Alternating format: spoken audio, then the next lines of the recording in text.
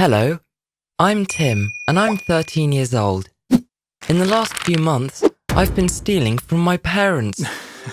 Of course, I didn't think of it that way at first. I thought it was just things they didn't need that were just lying around. Things that were there and could be put to better use. But it's best if I tell you the story from the beginning. My parents are actually pretty okay.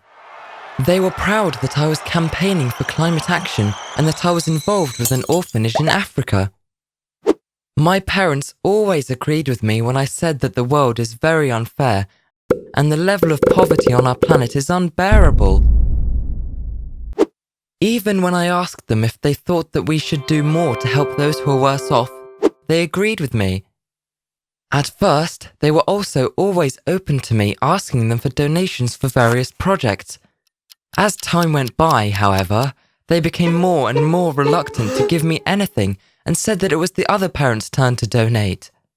Then we had quite an argument. It was about the printing costs for a flyer calling for a climate demonstration. I asked my parents to cover the missing amount, but they said they simply didn't have the money. So I said, then let's sell something. We have so many things that would be good to sell and that none of us would miss. That's enough now. We're not going to sell our stuff. And you're wrong. We would miss them. I don't want to hear about it anymore, my mother said very angrily. But I will, I objected. But my father also said that he'd heard enough and the discussion ended there. A few days later, I read that a storm destroyed the roof of the school at the African orphanage I'm involved with. They desperately needed money for a new roof. I knew I couldn't ask my parents. They had just said no and would get annoyed if I asked them again. Yet we had so much unnecessary stuff. I wanted to prove to them that they wouldn't miss any of it. And I was helping. A school was much more important than useless things in drawers and cupboards. Right after my tutoring session, I was home alone and went through some drawers. I found a wallet with money in a foreign currency, a camera that hadn't been used in a long time, and a gold coin. I put the camera and the gold coin on an auction site. I took the money to the bank and exchanged it, just like the coins from my piggy bank. I deposited the money in my bank account and transferred it directly to the orphanage's account. The camera and the gold coin sold straight away, which brought in more money to my account. I immediately sent it on. It was really convenient that my parents went shopping for my grandparents every Wednesday after work. I got tutoring at home on those days from Nina, an older girl from my school. But there was still enough time afterwards to wrap the packages and take them to the post office without my parents noticing anything. Unfortunately, the money we collected was still not enough for the roof of the school. So I went back home to look for things that no one would miss. In the basement, I found my father's skis.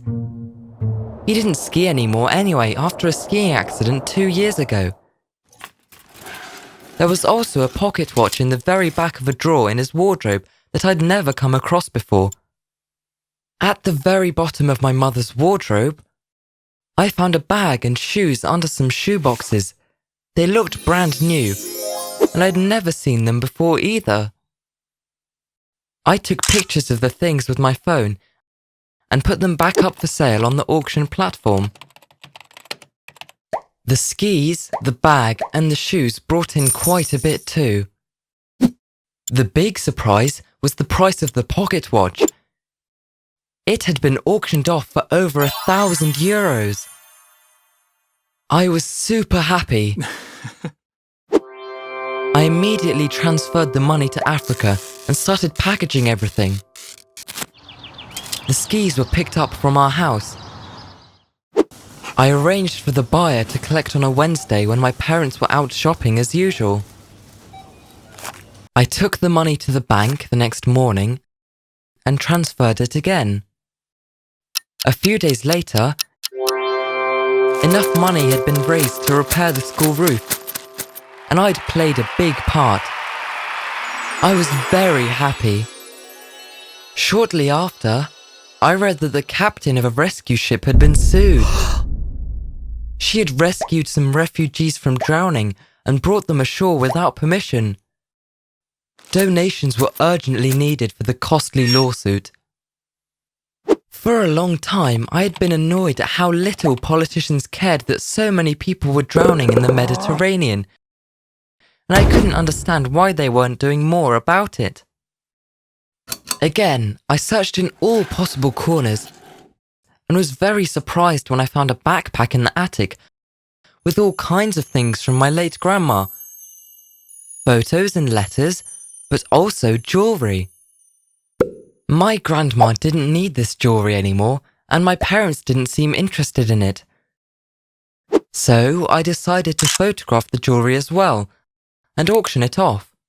The following Wednesday, my tutoring class was over and Nina had just left, but I could still hear her voice outside our house. I went outside and saw 2 police officers talking to her. She kept saying no loudly and was obviously very upset. A short moment later, my parents arrived. They were back home much earlier than usual. It took me a moment to understand what was going on. My parents had probably noticed that more and more things went missing at home and considered Nina as the only suspect, even though they hardly knew her. To catch her in the act, they'd informed the police. I ran over and shouted, "No, stop! Nina has nothing to do with this." My parents were horrified. They apologized to Nina and the police. Then they had a lengthy conversation with me. They were very disappointed, but also said that they took some responsibility for what happened. They wanted to know everything in detail. Of course, I had to take down my grandmother's jewellery from the auction immediately. When I told my mother that I hadn't sold the jewellery yet, she was very relieved and said that she had only put this backpack away with Grandma's things because the memories still hurt too much. My father was shocked that I didn't see it as stealing at all. "These are not your things, and we decide for ourselves what we do and don't do with our things," he said sharply.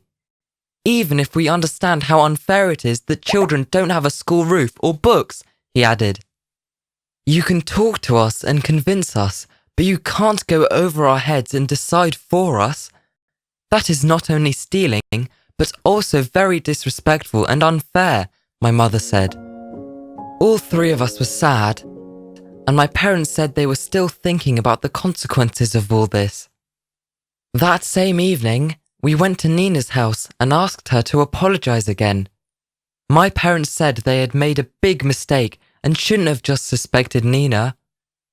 Nina still didn't want to tutor me anymore, which upset me even more, but I could understand why.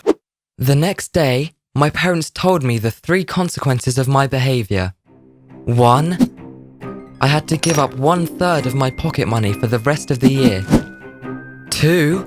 My parents would go to my room right after our conversation and take 7 things of some value.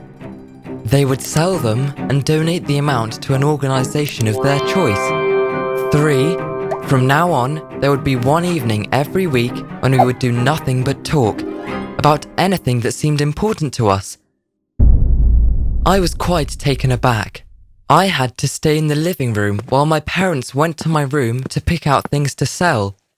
They came back with my skateboard, my track trophy, my grandma's little table lamp, and my 4 football scrapbooks. All things I no longer used or rarely used, but nonetheless I was still very attached to them. It was hard to swallow, but I guess that's how they felt about the things I had taken from them.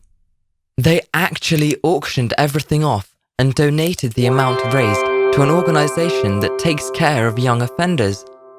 I started to see things from their point of view, and even though I had good intentions, I realised I was in the wrong, and I now understand it is often really difficult to judge what is important or valuable to someone else. Hello, I'm Nils, and I'll soon be 14 years old. And my story is about how I couldn't stand the pressure of keeping up with my schoolwork.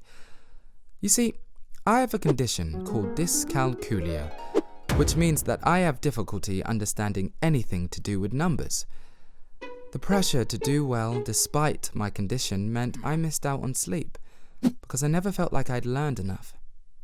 It was getting me so down, because I always dreamed of becoming a lawyer like my dad. He told me stories of his time in court, in the echoing courtroom where the jury and the judge in his robes stared at him intensely as he gave his case and the anticipation of the outcome. He wanted to make sure people got justice, and so did I. But to be a lawyer, you still needed to pass math, and numbers just seemed like jumbled patterns to me. Now that wasn't fair. Most of the others in my class, especially my best friend, Dominic, found math easy. It was so frustrating sometimes. Unfortunately, dyscalculia isn't known that well and therefore doesn't always get diagnosed correctly, and its treatment and support sparse. So I knew that I'd have to find a way to deal with it somehow, as I really wanted to fulfill my lawyer dream. I was lucky as my parents didn't put any pressure on me and my schoolwork at all. Mum reminded me that being happy is more important than struggling for a 1A report card, that there were loads of jobs out there which didn't rely on degrees, and I might change my mind later. And Dad always said he didn't expect me to be a lawyer, and I shouldn't feel obliged to do it just because he does. But I really wanted to help people and loved reading about the law and studying it. One thing that didn't help me improve learning math was my math teacher, Mr. Meyer. This one day, he had this stupid idea that top of the class in math, Dominic, should go to the board and try to explain it to me. It was so embarrassing, and I thought Dominic would refuse, but he strolled to the blackboard and attempted to show me a math problem. And of course, the pressure got to me. All I could see was the numbers moving in patterns and getting closer and more distant. I tried to signal to Dominic to stop, but he was in his element explaining math and made it more interesting than the way Mr. Meyer did it. The class was loving it and learning, but my cheeks were red and I felt sweaty. Thanks, Mr. Meyer, and thanks, Dominic. I was still mortified when I got home and explained what had happened to Mum and Dad. They were mad too and decided they would get a tutor for me as Mr. Meyer didn't know how to handle my dyscalculia. Other classmates had dyslexia and other learning difficulties but had proper guidance and support, and were never humiliated in class like I was. I couldn't even respond to Dominic when he texted who didn't think he'd done anything wrong. He even offered to help me revise math, but I was too furious to say yes. It was okay for him, being so naturally good at math. I couldn't stop thinking about school because I had an exam soon and my new tutor was unexpectedly ill. I felt sick all the time and couldn't sleep with worry. Luckily, at the weekend, my older brother Nick came to visit. Then I found out Mum had asked him to visit to help me prepare for my math exam. I felt so low and ranted that it wasn't just math that was the problem, but physics, social studies, computer science. You need to do calculations in so many subjects. Nick agreed. He said that even in his sports management major, there's loads of math. And despite him trying to help me revise, the numbers again just made patterns and made no sense to me. It was useless. I felt so stressed after he left and even lost my appetite. I was sick before the exam, and despite some unexpected positive thinking, expecting the numbers just to show themselves and for me to see the answer, it never happened. I looked around and everyone else was busy writing, including Dominic, of course, who was the first one finished. With great effort and stomach ache, I struggled through the tasks and tried to solve at least a part of them. Until the last second, I checked my answers repeatedly. When I got home, Mum was worried as apparently I was pale and looked weak. That was it. I burst into tears. I couldn't take the pressure any longer. I had really tried, but it just wasn't good enough. Mum begged me to go to a private school where dyscalculia is recognized and supported, but I did not want to change my school. But I did want to see a therapist specializing in dyscalculia, as I felt I could not improve myself anymore on my own. Mum insisted that if that didn't work, then the best thing would be to send me to a private school to take off some of the pressure. I had to make it work. The dyscalculia therapist, Lisa, changed my life. Finally, someone who understood my struggles and what I was going through. She assured me that dyscalculia would become better known in the next few years, and there would be more measures and support, just as much as for those dealing with dyslexia. She also said that she intended to phone my school and have a word with a certain Mr. Mayers to catch him up on proven and more sensitive ways to handle dyscalculia. Most importantly, she also told me to focus on my strengths and invest my energy there and foremost. I would learn to deal with my dyscalculia, and because of it, I felt so much more relaxed and less pressured. And you'll never guess what? My hard work and determination paid off as my results for my intelligence test were above average. I couldn't believe it. I could be a lawyer after all. Mum was so pleased and totally forgot her idea to send me to private school. Thank goodness. In the last few months, the training with Lisa has helped me gain so much confidence. I still have major problems with numbers and arithmetic, of course, but I've learnt to cope with it better. She even gave me some great tips to help with my anxiety. And, like she suggested, I now focus on my strengths. I even won a rhetoric competition at our school recently. My class was so incredibly proud of me, and although I was a bit embarrassed, it felt really good. I've come to realize that I can never get rid of my dyscalculia, and it isn't going to just suddenly go away. It does weigh on me at times, and I still get frustrated with some of my grades, but I continue to take one day at a time and celebrate my successes. And as for Dominic, well, yes, I took my stress and frustrations out on him and really regret it. I apologized, of course, and Dominic was forgiving and kind. We've already made plans to see each other when I go to university to study law and he starts his teaching course.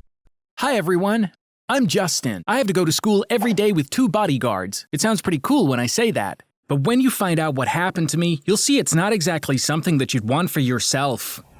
My dad is a truck driver. For years he drove around the whole country. We'd only see him 4 or 5 days a month at most. Even though we barely spent time together, we had this strong bond. On the days when he was home, we used to play board games. He would always let my sister or me win. I miss those days a lot. We were a really happy family. I was happy at home and at school as well. I think that's because I had the best group of friends in the city. Matt, Jamie, Chris, and I have been friends since kindergarten. We went to the same schools. We promised each other that we would stay together until high school's over. Last year, Matt's family moved to another city. Matt convinced them to let him stay here with us. He lives with his aunt right now. Things were going really well, and then something seemingly good happened, which changed our lives. My dad has been playing the lottery for years. Occasionally, he would win small prizes. But one day, he hit the jackpot and won the biggest prize in years. So one morning, we woke up as one of the richest families in the city. Many people dream of winning the lottery. My dad quit his job as a truck driver. We moved to a nicer neighborhood, bought a bigger house. From now on, we could buy anything we wanted. This is the good part. And then there's the flip side. A lot of news outlets talked about my dad winning the jackpot. Everyone knew the truck driver who got rich overnight.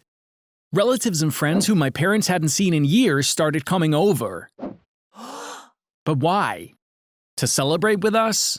Of course not. Some were straightforward, others less so, but they all wanted money. In the middle of all this ruckus, I was trying to go on with my ordinary but happy life. I didn't care about money, the new house, luxury cars, and all that stuff. My sister started going to a private school. Of course, I didn't change my school. My dad said, "Okay, but at least let my driver take you there." I said no. I wanted to take the bus like I used to. The bus stop was a 5-minute walk from the school. One day, I got off at the stop and was walking to school while watching a video on YouTube. I felt like I hit something. I looked up and it was a guy. Just as I was about to apologize, he grabbed me and dragged me to an SUV that was parked nearby. I was so shocked I couldn't even scream. Just as he was trying to push me into the back seat of the SUV, we heard a siren. Whoever was in the driver's seat of the SUV was obviously a coward. He hit the gas and drove away without waiting for his friend. The other guy was stunned. After a moment of hesitation, he started running towards the SUV. Naturally, the police followed him. They caught the guy in no time. It turned out these guys were criminals. When they found out my dad had won the lottery, they decided to kidnap his son for ransom. They'd been following me for days. Finally, they decided to go for it. Thankfully, I was saved by a police car that was passing by. I was curious about how much money they would ask for me, but I could never find out. Naturally, my dad was very worried. And he was right. There could be other people out there who had the same idea. "You can't be going to school alone anymore. I'm going to hire a security company. They will drive you around," he said. What? I would be going to school with bodyguards? Dad, that's embarrassing, I was about to say. "Justin, I don't want to hear about it. We don't have a choice," he said, and didn't let me protest. That same night, 2 people came to our house to meet me. They looked exactly like what you would imagine bodyguards to look like. They didn't take their sunglasses off even inside the house. A guy named Alexander was in charge. "Mr. Justin, you need to comply with some rules for us to be able to do our job," he said. "What kind of rules?" I asked. "The first and most important rule is you can't go anywhere without us. The second rule is that you can only have one person with you at any time, at school or outside." I turned to my dad in shock. "What do you mean? Dad, will my friends take turns to hang out with me?" I asked. My dad didn't respond. "Thank you, Alexander. We will do as you say. We're expecting you at 7 a.m. tomorrow," he said as they left. The following day was one of the most embarrassing days of my life. My dad called the school's administration and told them about the kidnapping, and they let the bodyguards into the school. The whole day, the 2 bodyguards were following me wherever I went. And of course, everyone was staring at us. The worst part was that they waited by the door while I was in the bathroom. I called my friends the night before and told them about the bodyguards. I told them that only one person would be allowed to come near me. Our first meeting the next morning was really upsetting. When I saw my friends, I forgot about the bodyguards and wanted to go to them. But Alexander stood between us and stopped me. After that, Chris came running to me alone. Jamie and Matt had to watch us from a distance. This wasn't something that we were used to, but there was nothing we could do about it. We had to play along for some time. Nearly a month went by. I thought I'd eventually get used to it, but that did not happen. I was still very uncomfortable walking around with bodyguards. The worst thing was that my relationship with my friends suffered a lot more than I could imagine. We used to hang out at school, and then afterwards we'd go to an abandoned paint factory. It had been empty for years. We called it the Gray Castle. We used to hang out there without anyone bothering us. But now we couldn't see each other at school nor at the Gray Castle. I was so sad to see Jamie, Chris, and Matt drifting away from me. They were my best friends. I had to do something quickly to fix my relationship with them. The only way I could hang out with my friends was to get rid of the bodyguards. Otherwise, they would never let me go. Alexander and the other guy brought me home around 4 every day, stood in front of our house until 6, and then left. I couldn't wait for their workday to be over because by then it would be too late. I decided I would run out through the backyard, go to the Gray Castle, and surprise my friends. When I came home, I went to my mom holding my head. I told her, "Mom, I have a terrible headache. I'm going to take a nap. My room is downstairs." As soon as I got in, I changed my clothes and jumped out to the backyard. The bodyguards were by the front door, so they didn't hear a thing. I took the bus from the other side of the block and rode towards the Gray Castle. I think my acting was too good. My mom thought a headache that bad wouldn't go away with a nap. She came to my room with a glass of water and a painkiller. She saw that I wasn't there. She thought I went to the bathroom, but after a while, when my sister came out of the bathroom, they figured out I wasn't at home. My mom panicked and let the bodyguards know. They called me first, and then when I didn't pick up, they called my dad. The first thing they thought was that I got kidnapped. So they decided to call the police. The police got on it right away and quickly figured out my location by tracking the signal from my cell phone. I had actually seen Alexander's call. He must be calling to tell me something about tomorrow. I'll call him when I get back, I thought. Sometimes he'd call and say, "Heavy traffic expected for tomorrow morning. Let's leave 15 minutes early," or something like that. My plan was to spend a few hours with my friends and come back to my room through the window. But when they realized I was gone, things got crazy. My family and the bodyguards were rightfully worried. Meanwhile, I was happily chatting with my friends at the Grey Castle, totally unaware of what was going on. We had so much to catch up on since we hadn't seen each other properly for weeks. I was doing an impersonation of Alexander, mocking him for taking his job too seriously. Suddenly we heard sirens outside. Then we heard the loudspeaker. "This is the police! You are surrounded! Put your hands up and come out now!" Police? We looked at each other in shock. What was happening? Was it a hidden camera prank? We put our hands up like they said and walked outside. There were cops everywhere. Soon the police found out what was going on. No one had kidnapped me. I'd run off to meet with my friends while everyone was looking for me. They picked us up from the empty factory building and took us to the police station. My dad, my 2 bodyguards, and the families of my friends were waiting for us there. I was so worried about having caused such a big scene. But my dad comforted me. "Justin, I get you, son. This money brought a lot of good things into our lives, but it also caused a lot of issues," he said. "Dad, I was really happy with my friends. I want to hang out with them," I said, and he put his hand on my shoulder and said, "I'll fix this. I got an idea as I was waiting for you," he said. Do you know what my dad's brilliant idea was? To buy the Grey Castle. Yes, he found the owner of the building, made the guy an offer, and turned that place into a playground for us. Then I understood that being rich is not so bad after all. After school, the bodyguards take us to the Grey Castle. We finish our homework in the library first, because that's Dad's condition, and then we do whatever we want to do. Some days we play PlayStation on a giant screen in the game room. Sometimes we have a tournament in the bowling alley, and sometimes we watch a movie in our private screening room. When we play basketball on the court outside, the bodyguards join us as well. By the way, I have to tell you that Alexander can really play. This is my story. I hope you liked it. Thank you for listening. If you like stories based on real-life events, you can subscribe to this channel now. Goodbye.